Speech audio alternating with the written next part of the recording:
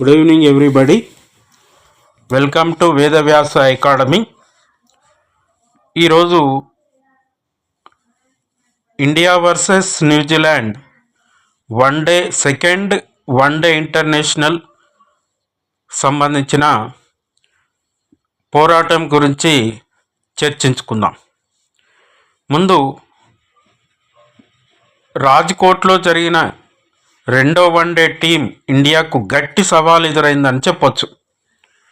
New Zealand విజయం సాధించినప్పటికీ, సిరీస్ను 1-1తో సమం చేసినప్పటికీ భారత అభిమానులు గర్వపడాల్సిన విషయాలు చాలా ఉన్నాయి. ముఖ్యంగా టాప్ ఆర్డర్ కూలిపోయిన తర్వాత మన జట్టు చూపెట్టిన పోరాట స్ఫూర్తి అద్భుతం. మ్యాచ్లో ఓడిన ఫైనల్ మ్యాచ్లో మన ఆశలు సజీవంగా ఉంచే అద్భుతమైనటువంటి ప్రదర్శన చూశాం.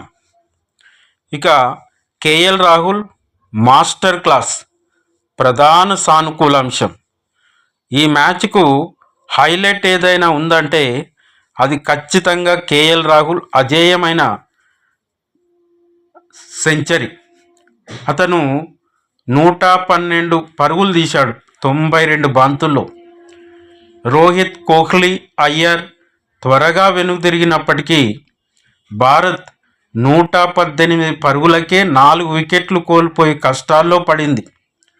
రాహుల్ క్రీజులోకి వచ్చి ముందుగా రవీంద్ర జడేజాతో కీలక భాగస్వామ్యాన్ని నెలకొల్పి ఇన్నింగ్స్ నిలబెట్టాడు.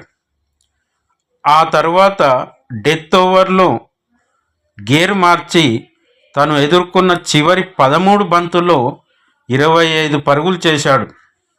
రాజ్కోట్ పిచ్చిపై ఇదొక అసాధారణమైన ఇన్నింగ్స్. మిడిల్ ఆర్డర్లో అతను ఎంత కీలకమో ఈ సెంచరీతో మరోసారి నిరూపించాడు.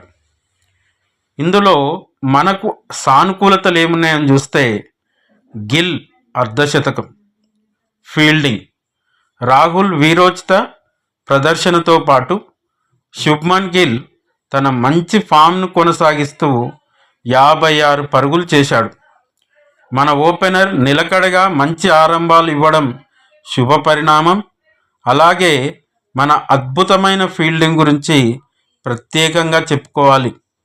రోహిత్ శర్మ, విరాట్ కోహ్లీ బౌండరీలు ఆపడానికి డైవ్ చేయడం చూశాం. మ్యాచ్ చేజారుతున్నప్పటికీ మైదానంలో వారు చూపిన అంకిత భావం జట్టు స్ఫూర్తిని తెలుపుతుంది. మనము వేటిని సరి చేసుకోవాలో ఒకసారి చూద్దాం. నిజానికి మెరుగుపడాల్సిన కొన్ని అంశాలు కూడా మనకున్నాయి. ముఖ్యంగా మన బౌలర్లు, స్పిన్నర్లు మిచెల్ మరియు విలియంగ్ భాగస్వామ్యం ముందు తేలిపోయారు.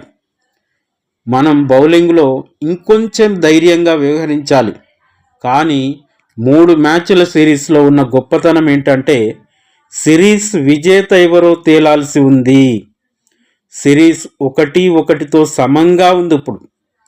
సో ఫ్రెండ్స్, సండే January 18 ఇండోర్లో జరిగే చివరి వన్డేలో అంతా తేలిపోతుంది.